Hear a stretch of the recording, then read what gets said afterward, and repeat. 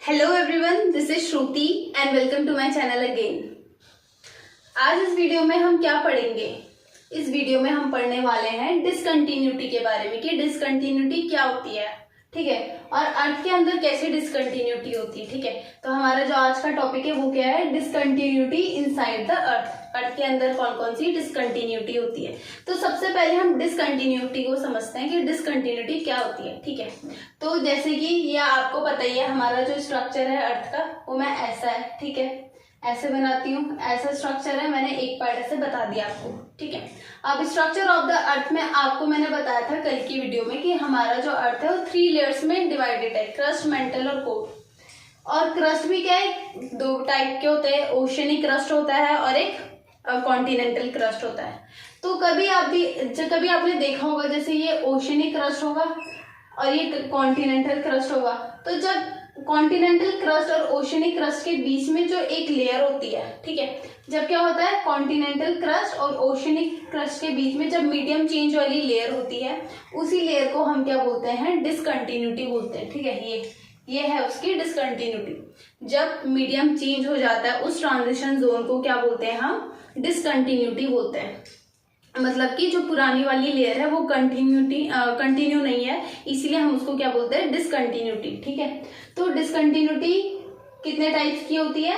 Discontinuity होती है 5 types की, हमारे इंटीरियर ऑफ द अर्थ को लेकर, ठीक है।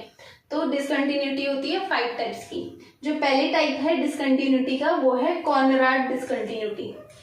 जो हमारा क्रस्ट है वो 2 टाइप्स में डिवाइडेड है। पहला है आउटर क्रस्ट, दूसरा है इनर क्रस्ट, ठीक है। जो आउटर क्रस्ट और इनर क्रस्ट के बीच का जो ट्रांजिशन जोन है उसमें जो डिसकंटिन्यूटी आती है उसको हम बोलते हैं कॉनराड डिसकंटिन्यूटी, ठीक है। यहां पर मैं लिख देती हूँ,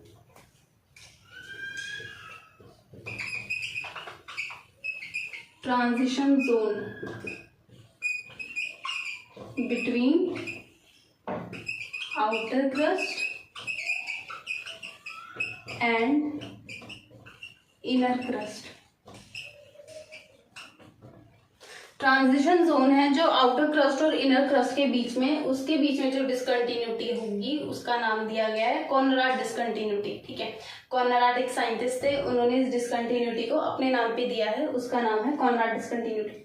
वैसे ही इनर क्रस्ट और अपर मेंटल क्रस्ट के बीच में जो डिसकंटिन्यूटी होगी उसको बोलते हैं हम मोह डिसकंटिन्यूटी।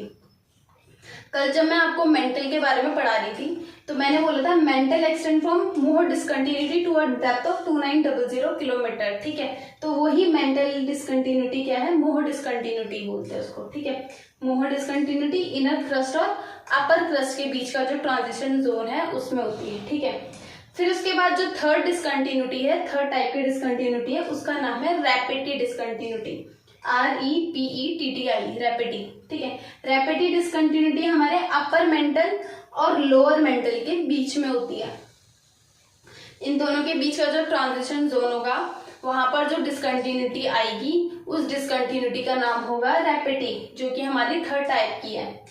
हमारी 4 टाइप की डिसकंटिन्यूटी है आउटर कोर लोअर मेंटल और आउटर कोर के बीच में, उस डिसकंटिन्यूटी का नाम होगा गुटेनबर्ग। आउटर कोर और लोअर मेंटल के बीच की डिसकंटिन्यूटी होगी। आपको पता होगा आउटर कोर होता है हमारा लिक्विड स्टेट में, ठीक है, और ऊपर हो गया सॉलिड। तो इन दोनों के बीच में जो डिसकंटिन्यूटी होगी वो होगी गुटेनबर्ग, ठीक है।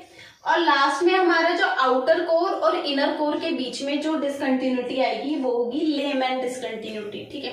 लास्ट में लेहमैन डिसकंटिन्यूटी होगी आउटर कोर और इनर कोर के बीच में। तो ये हमारी 5 टाइप की डिसकंटिन्यूटी थी, कॉनराड डिसकंटिन्यूटी, मोहो, रैपिडी, गुटेनबर्ग और लेहमैन, ठीक है। तो इसी के साथ हमारा ये डिसकंटिन्यूटी वाला टॉपिक भी आज कंप्लीट होता है। तो अभी हम देखेंगे हमने अभी इस चैप्टर में क्या क्या पढ़ा है।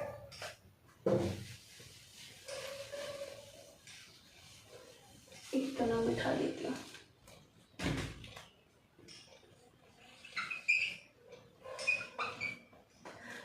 ठीक है। हमने इस चैप्टर में जो हमारा इंटीरियर ऑफ द अर्थ था, इस चैप्टर में हमने सबसे पहले पढ़ा सोर्सेस ऑफ इंफॉर्मेशन, जो हमें अर्थ के इंटीरियर के बारे में बताते हैं। उसमें हमने देखा कि कुछ डायरेक्ट सोर्सेस थे, कुछ इनडायरेक्ट सोर्सेस थे। ठीक है, डायरेक्ट सोर्स इनडायरेक्ट सोर्स के देखने के बाद हमने देखा अर्थक्वेक के बारे में कि अर्थक्वेक क्या होता है। ठीक है, कैसे अर्थक्वेक आता है, कैसे हमारी जो अर्थ है वो शेक होती है, ये सब हमने देख लिया था। ठीक है, फिर उसके बाद हमने वॉल्केनोज देखे, वॉल्केनिक लैंडफॉर्म देखे, क्लासिफिकेशन ऑफ वॉल्केनोज भी देखा। ठीक है, उसके बाद हमने जो हमारा कल का टॉपिक था वो हमने देखा था स्ट्रक्चर ऑफ द अर्थ, कि अर्थ का स्ट्रक्चर कैसा है। फिर हमारा जो लास्ट टॉपिक था वो था आज डिसकंटिन्यूटी का, कि डिसकंटिन्यूटी क्या होती है। इसी के साथ आज का हमारा जो टॉपिक है वो भी खत्म होता है, और साथ ही साथ जो हमारा इंटीरियर ऑफ द अर्थ का चैप्टर है वो भी खत्म होता है। होप आपको ये चैप्टर अच्छा लगा होगा।